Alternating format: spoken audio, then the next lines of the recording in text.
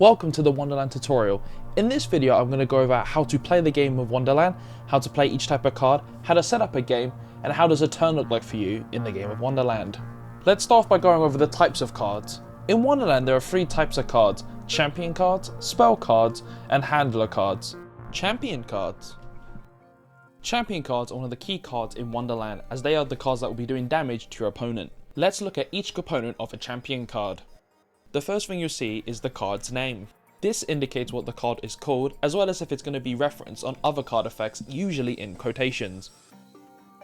For example, in the effects text of Convergence of Time, it references Giro Rule of Golden Pendulum in quotations.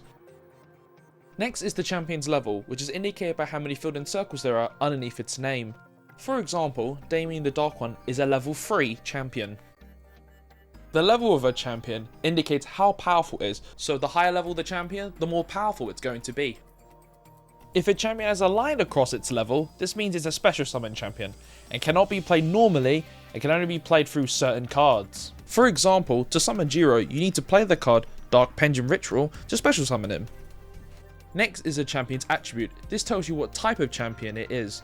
Certain card effects may only interact with certain types of attributes, so it's really key and important to know what type of attribute your champion is. Finally, there's a champion's attack and defense. This determines how much damage they deal or take in combat. However, we will look at how attack and defense works in the combat phase. Let's now go over how to play a champion card. Playing a champion card is pretty straightforward, except for a key few exceptions. You can only normal summon one champion once per turn, and champions higher than level 4 require a tribute on your stage to summon them.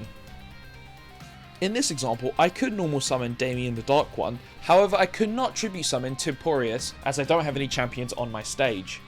To play champion is pretty simple, just place it face up in one of the 5 champion zones. You can have it either upright in attack position, or sideways in defense position.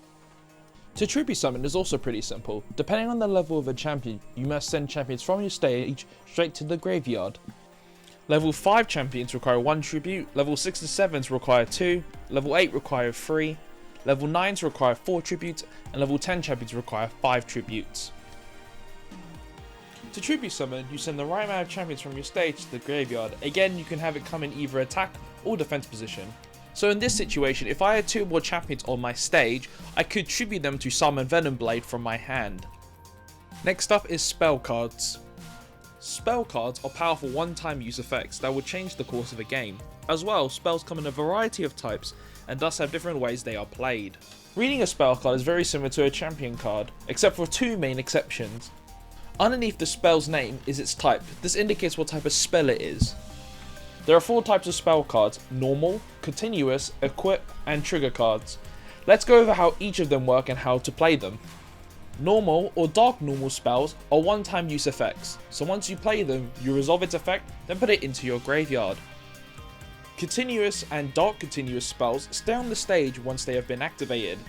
These will give you a constant effect while active on the stage, and are only sent to the grave if you or your opponent uses a card effect.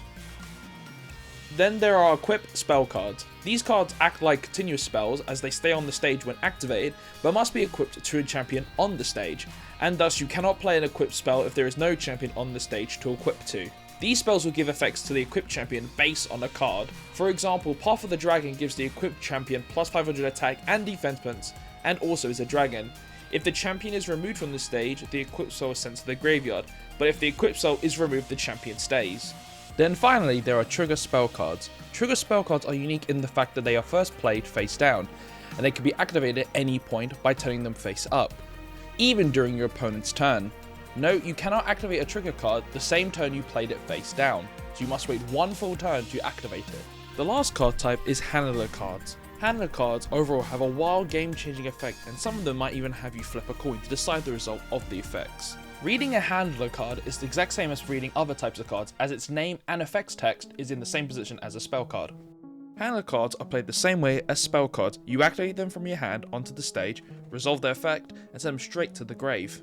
Now that we've looked at all types of cards, let's go over to the anatomy of a stage.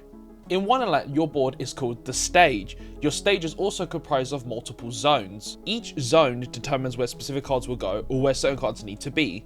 Let's go over what each zone means and what they are used for. The first main zone we use is called the champion zone, which is where all your normal and tribute summon champions will be played.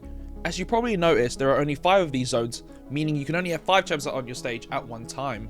Underneath the champion zone is the spell zone. This is where you play your spell cards and where your continuous equip and trigger spells will be on the stage. Again, there are only 5 zones, so when they are filled with spells, you cannot play any more spells.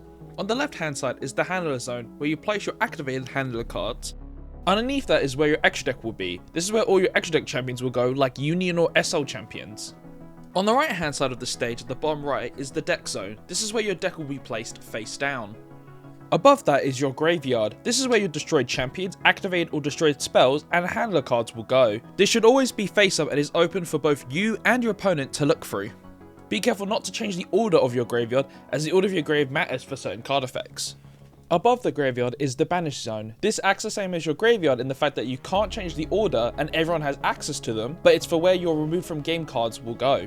And finally is the Spirit Link champion zone, where your Spirit Link champions will be summoned. Note that there are only 3 zones, unlike the regular 5 champion zone, so be cautious on how many you try to summon. Now that we've covered the anatomy of a stage, let's go over to how to set up a game. The first thing you need to do is choose which deck you're going to play. To build a deck, you must follow some key rules. First thing, your deck must be a minimum of 40 cards and a maximum of 60 cards, and you can only have 3 copies of the same name card in your deck. And finally, you can have a maximum size of 15 cards for your extra deck. Note that the 15 cards for your extra deck does not count towards your main deck total, so you could have a 60 card deck and a 15 card extra deck. Here's a tip for deck building. We recommend a 40 card deck size instead of the maximum 60, as you'll more likely draw your key pieces to your deck strategy. Other items you might need during a match are a coin for your coin flipping based effects, dice, and some cards to represent some tokens. Then, once you have your deck chosen, you shuffle it and put your main deck and extra deck in their zones on your stage. Once both you and your opponent have your decks ready, you're then going to decide who is going to go first. I recommend using a coin flip to decide. Then you're going to draw 5 cards from your main deck and then you're ready to play. On your turn, there are phases which determine when you do certain actions and when you can play your cards. Each turn consists of a draw phase, initial phase, battle phase, closing phase, and end phase. In the draw phase, you will draw a card from your main deck. However, the first player's first turn, they don't draw a card, and afterwards everyone draws a card like normal. The next phase is the initial phase. The initial phase is where you're able to play your cards. In this phase, you can normal or tribute summon a champion, change the battle position of a champion, activate or sending a spell card, or activating a handler card. As a reminder, you can only normal or tribute summon 1 champion per turn. However, you can special summon as much as you can, activate any number of spells or handler cards, and finally you can only change the battle position of a champion that didn't come in play on the same turn, so you must wait 1 full turn to change the battle position of a champion. The combat phase is where your champions will battle and attack your opponent and their champions. In combat, you will choose champions to declare attacks. You can only declare an attack with attack position champions. Each champion can declare 1 attack, and you declare attacks 1 at a time. However, if it's the first turn of the game, that player cannot attack. Let's go over how attacking works. If you declare an attack and your opponent has no champions on their stage, you can attack them directly, dealing damage to their life points equal to your attack stat. However, if your opponent has a champion on their stage, you must attack their champion first before attacking them directly. If you attack an enemy champion that's in attack position and your champion has more attack than your opponent's, then theirs is sent to the graveyard and they take damage equal to the difference in attack. However, if their champion has more attack than your champion, you take the difference in attack to your life points, but you still keep your champion. And finally, if both champions have the same number of attack, they are both sent to the graveyard and no damage is taken. So when a champion is in defense position, you instead use a defense position stat in combat. Let's go over what happens when you attack a defense position champion. If you attack a defense position champion, if you have more attack than their defense, then your opponent champion is sent to the graveyard, but they don't take any battle damage. If their defense position champion has more defense than your champion's attack, your champion is sent to the graveyard and you take the damage equal to the difference. If it's a tie, then both stay on the stage and no battle damage takes place. A key note is that you may choose to skip your combat phase entirely and move straight to your end phase.